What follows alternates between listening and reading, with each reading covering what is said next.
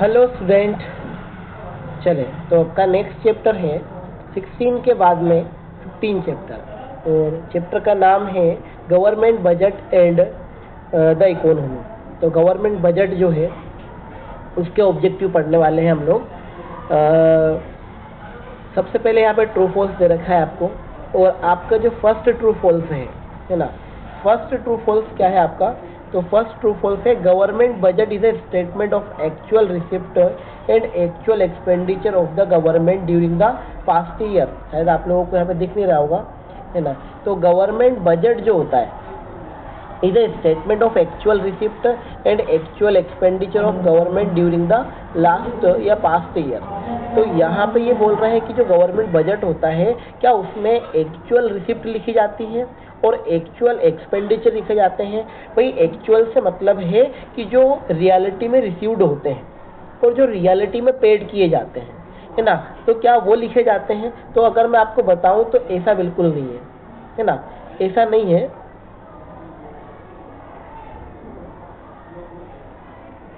ना, ऐसा नहीं है।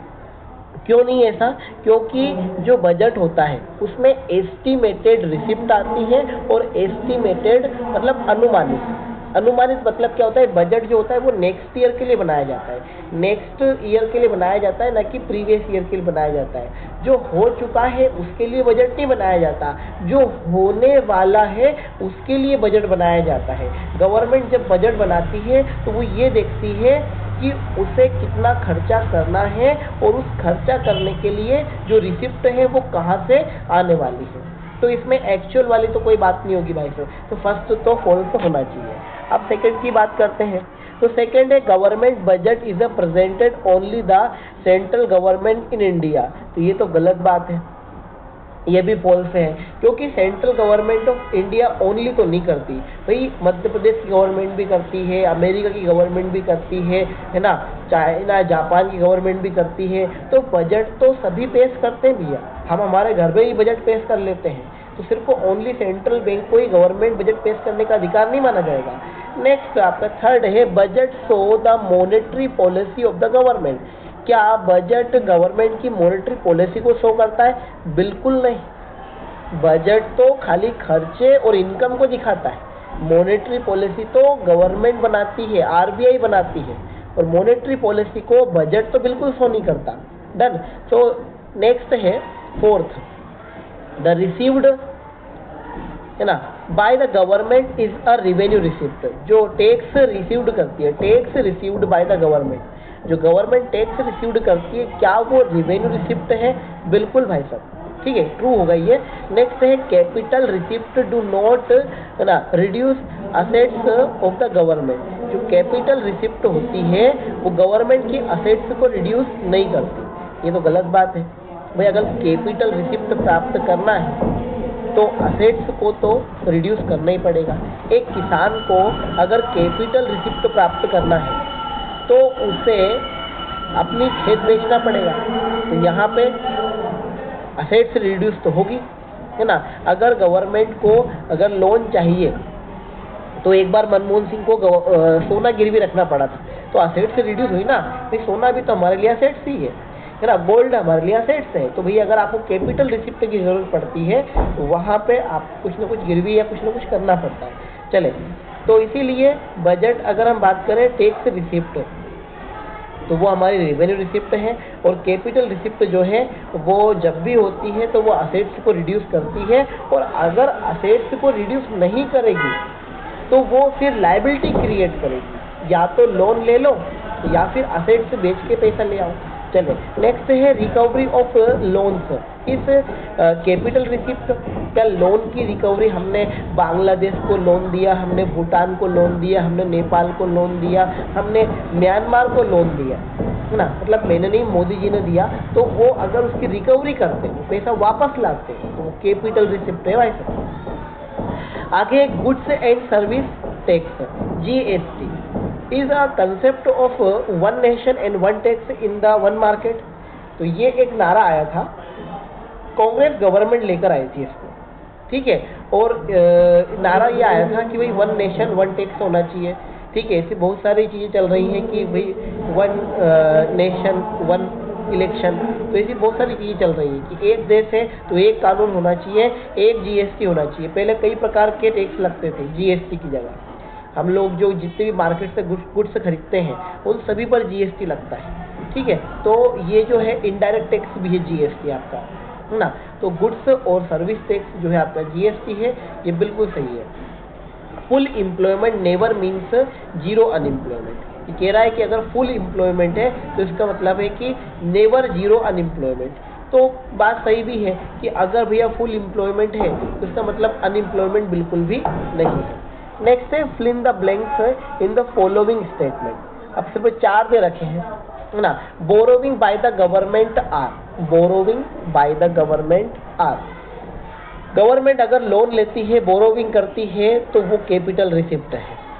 Next second, wealth tax is direct tax है। वेल्थ टैक्स, अगर वेल्थ पर टैक्स लगाया जाता है तो वो डायरेक्ट टैक्स में आ जाता है। नेक्स्ट है थर्ड वाला, तो थर्ड है interest on loan is a revenue receipt. अगर आप इंटरेस्ट ऑन लोन, ये रेवेन्यू रिसिप्ट क्यों है? क्योंकि कंटिन्यूसली आपको प्राप्त ये होता रहता है, लगातार आपको प्राप्त होता रहता है। तो जो चीज़ें लगातार प्राप्त होती है वो रेवेन्यू कहलाती है, और जो कभी कभी रिसीव्ड होती है वो कैपिटल कहलाती है। Capital next fourth, capital expenditure are done for long term. जो कैपिटल एक्सपेंडिचर होते हैं वो लंबे समय के लिए किए जाते हैं, जैसे बड़े ब्रिज बनाना, बड़े बुलेट ट्रेन वगैरह बनाना, कुछ ऐसे खर्चे होते हैं जो लॉन्ग टाइम के लिए किए जाते हैं। आई थिंक ये खर्चे मतलब इतने लंबे समय के लिए होते हैं कि मतलब कई सरकारें चेंज हो जाती हैं, ठीक है। तो लॉन्ग टर्म होता है। नेक्स्ट है आपके answer the following question in one word. तो एक शब्द में उत्तर देना है आपको, ठीक है, या फिर एक सेंटेंस में भी दे सकते हैं, ठीक है। तो name the tax burden of which, है ना, then on person who pay it, मतलब जिस पर्सन पर उस टैक्स का नाम बताना है। नेम द टैक्स, कि वो टैक्स कौन सा है जिस पर बर्डन होता है वही उसे पे करता है। तो भैया डायरेक्ट टैक्स। डायरेक्ट टैक्स क्या होता है? जिस पे बर्डन होता है वही उसे पे करता है। लेकिन इनडायरेक्ट टैक्स क्या होता है? बर्डन किसी और पर होता है और पे उसे कोई और करता है ना। चले, तो नेक्स्ट है how to calculate revenue deficit. अब रिवेन्यू डिफिसिट कैसे कैलकुलेट किया जाता है? तो भैया रिवेन्यू डिफिसिट कैलकुलेट करने के लिए हमें रिवेन्यू एक्सपेंडिचर में से रिवेन्यू रिसिप्ट माइनस करनी पड़ती है, तब जाकर रिवेन्यू डिफिसिट आता है। सीधी सी बात है। तो रिवेन्यू रिसिप्ट माइनस रिवेन्यू, या revenue expenditure minus revenue receipt equal to revenue deficit. Next third, what is the formula of calculate primary deficit. अब प्राइमरी डिफिसिट कैलकुलेट करने का फॉर्मूला क्या है? तो आपका जो फिजिकल डिफिसिट आता है, अगर उसमें से इंटरेस्ट पेमेंट माइनस कर देते हैं तो प्राइमरी डिफिसिट आ जाता है। मैंने समझाया भी था कि अगर जैसे किसी का मतलब किसी कंट्री का पूरे साल का जो डिफिसिट होता है, डिफिसिट क्या होता है भैया? ये कमी होती है। फिजिकल डिफिसिट की अगर हम बात करें तो फिजिकल डिफिसिट एक कमी होती है। कैसी कमी होती है? तो भैया अगर एक कंट्री है इंडिया और उसका जो खर्चा है उसमें से उसकी जो इनकम होगी वो माइनस कर दें, तो जो बैलेंस, जो खर्चा ज़्यादा है और इनकम कम है, तो वहाँ पे जो बैलेंस आएगा वो कहलाएगा डिफिसिट या फिजिकल डिफिसिट। फिजिकल मतलब राजकोषीय, है ना, भारत का, राज्य का जो फिजिकल डिफिसिट होता है। तो फिजिकल डिफिसिट में से अगर इंटरेस्ट पेमेंट माइनस कर दें, क्योंकि कई बार बैंकों का इंटरेस्ट पेमेंट आप नहीं भी करते हो तो वो आपको कोई प्रॉब्लम क्रिएट नहीं होती है, उससे कोई दिक्कत नहीं आती, कोई परेशानी नहीं आती है, उसके बाद भी आपका काम चलता रहता है। ऐसी चीज़ें, ऐसे खर्चे, ऐसे एक्सपेंडिचर जिनको पे किए बिना आपका काम चलेगा ही, है ना, तो वो कहलाते हैं आपकी प्राइमरी डिफिसिट। ठीक है। अब इंटरेस्ट पेमेंट अगर आप पे नहीं करोगे तो काम चल जाता है। चलो नेक्स्ट है आपका when a budget is called as a surplus budget, है ना। When a budget is called as a surplus budget, तो सरप्लस बजट कब होगा? एस्टिमेटेड रिसिप्ट अगर ज़्यादा होती है एस्टिमेटेड एक्सपेंडिचर से, है ना। फर्स्ट वाले में उससे पूछा था ना आपने, फर्स्ट जो ऑब्जेक्टिव था उसमें उसने पूछा अपने से कि एक्चुअल रिसिप्ट, एक्चुअल पेमेंट, तो यहाँ पे आ गया ना एस्टिमेटेड रिसिप्ट और एस्टिमेटेड पेमेंट। तो एस्टिमेटेड रिसिप्ट ज़्यादा होना चाहिए एस्टिमेटेड पेमेंट से, एस्टिमेटेड एक्सपेंडिचर से ज़्यादा होना चाहिए। चलो तो नेम द टैक्स और बर्डन, ये अपना हो गया था, है ना। How the calculate revenue deficit, ये भी अपना हो गया। What is the formula for calculating primary deficit, तो मैंने आपको बहुत अच्छे समझाया अभी कि प्राइमरी डिफिसिट निकालने का जो फॉर्मूला है वो क्या है, जो टोटल फिजिकल डिफिसिट होता है उससे अगर आप इंटरेस्ट पेमेंट माइनस कर देंगे तो क्या आ जाएगा, प्राइमरी डिफिसिट आ जाएगा। When a budget is called a surplus budget, कौन से बजट को हम सरप्लस बजट बोलते हैं, तो भैया एस्टिमेटेड एक्सपेंडिचर अगर कम है और एस्टिमेटेड रिसिप्ट अगर ज़्यादा है तो उसे हम क्या बोलते हैं, सरप्लस बजट। अब आते हैं क्लासीफाई रिवेन्यू रिसिप्ट। अब रिवेन्यू रिसिप्ट को अगर क्लासीफाई अगर हम करें तो टैक्स रिसिप्ट है और नॉन टैक्स रिसिप्ट, है ना। ये इसमें दो पॉइंट है कि भाई रेवेन्यू रिसिप्ट के दो पार्ट हैं, एक तो टैक्स रिसिप्ट है, एक non tax receipt. Tax receipt में जीएसटी आ जाता है ना। उसके बाद चले तो इनकम टैक्स आ जाता है। उसके बाद चले नॉन टैक्स में तो फीस आ जाती है, पेनल्टी आ जाती है ना। बहुत सारी मतलब इसे नॉन टैक्स फीस भी होती है जो गवर्नमेंट आपसे चार्ज। नेक्स्ट है सिक्स्थ, ये लास्ट है ना। Which tax are include in the direct tax, direct tax में कौन से टैक्स इंक्लूड होते हैं, भैया डायरेक्ट टैक्स में इनकम टैक्स आता है, कॉर्पोरेट टैक्स आता है। डायरेक्ट टैक्स में दोनों इंक्लूड होते हैं। चले तो नेक्स्ट क्वेश्चन पे जाते हैं। Choose the best alternative, choose the best alternative. सबसे पहले आपका रिवेन्यू बजट इंक्लूड। अब रिवेन्यू बजट में रिवेन्यू एक्सपेंडिचर्स आते हैं और रिवेन्यू रिसिप्ट आती है, तो यहाँ पे ए और बी बोथ हो जाएगा, है ना। फिर भी हम एक बार चेक कर लेते हैं आंसर, ठीक है। तो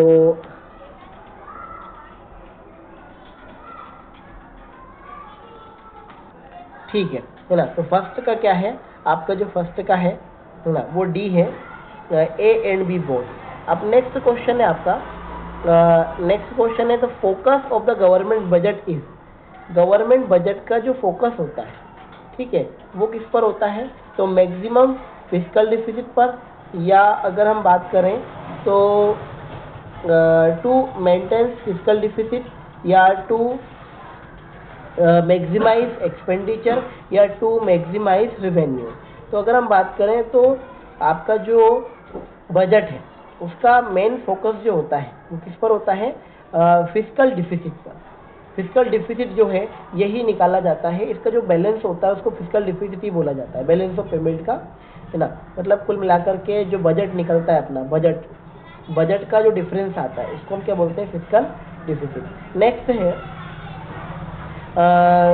दो रिसिप्ट विच, मतलब वो कौन सी रिसिप्ट है ना, which do to create corresponding liability for the government are called, मतलब कौन सी रिसिप्ट है जो गवर्नमेंट के लिए लायबिलिटी क्रिएट करती है, तो वो कौन सी रिसिप्ट है, तो वो कैपिटल रिसिप्ट होगी शायद, है ना। देखिए थर्ड का बी है क्या, थर्ड का है ना ए, मतलब नोट रिसिप्ट है ना, not create liability for a government are called corresponding liability for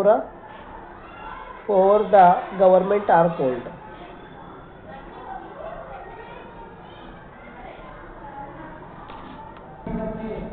तो इसका जो है आपका फर्स्ट है ए रिवेन्यू रिसिप्ट, क्योंकि रिवेन्यू रिसिप्ट जो होती है वो करस्पॉन्डिंग लायबिलिटी क्रिएट करती है। अब करस्पॉन्डिंग का मतलब ये होता है कि एक दूसरे के लिए लायबल होना।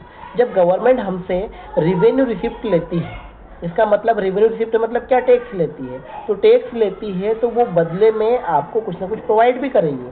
जैसे वो रोड बना करके देगी, वो आपके लिए कुछ लाडली बहना योजना लेके आएगी, मतलब ऐसे बहुत सारी योजनाएं वो लेकर आती हैं, और वही जो टैक्स आपसे लिया जाता है वो उसको पेमेंट करती है। तो हमारी लायबिलिटी है टैक्स देना, और गवर्नमेंट की लायबिलिटी है हमें सुविधाएं देना, है ना। तो ये करस्पॉन्डिंग लायबिलिटी है, और ये क्रिएट होती है रेवेन्यू रिसिप्ट से।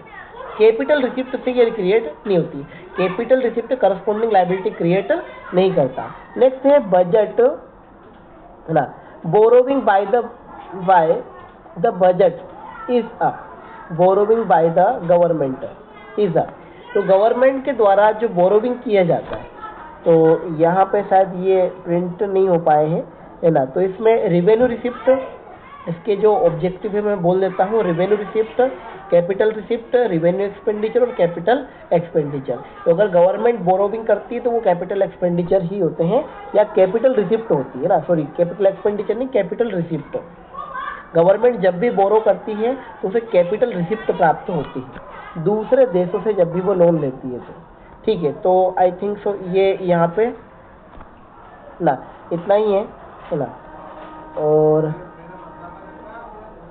इसमें कुछ यहाँ पर प्रिंट नहीं है ना, तो मैं आप लोगों को वैसे ही समझा देता हूँ।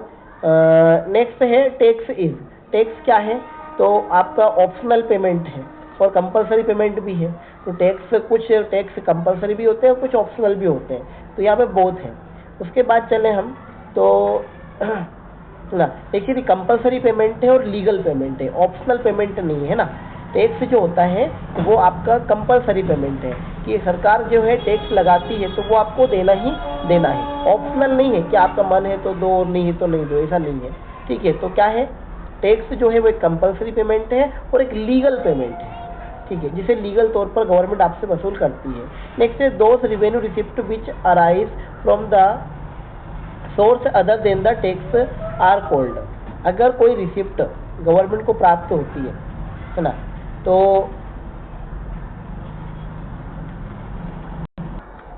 अगर गवर्नमेंट को अदर देन मतलब कि और किसी सोर्स से टैक्स को छोड़ करके, बोला इसने कि those revenue receipt which arise from source of other than tax are called, मतलब कि टैक्स को छोड़कर अगर सरकार को किसी और चीज से कुछ प्राप्त होता है या कोई रिसिप्ट प्राप्त होती है तो वो नॉन टैक्स रिसिप्ट कहलाती है। टैक्स से प्राप्त होने वाली टैक्स रिसिप्ट और नॉन टैक्स अगर टैक्स से प्राप्त नहीं हो रही तो नॉन टैक्स रिसिप्ट कहलाएगी। अगला है कि भाई financial, the duration of financial year in a, अभी ड्यूरेशन की बात करें हम तो अप्रैल टू मार्च होता है, ठीक है। उसके बाद non tax revenue is, non tax revenue क्या है, तो डिविडेंड नॉन टैक्स रिवेन्यू है, ठीक है। तो ये वीडियो आपका यहीं कंप्लीट होता है, मिलते हैं नेक्स्ट वीडियो।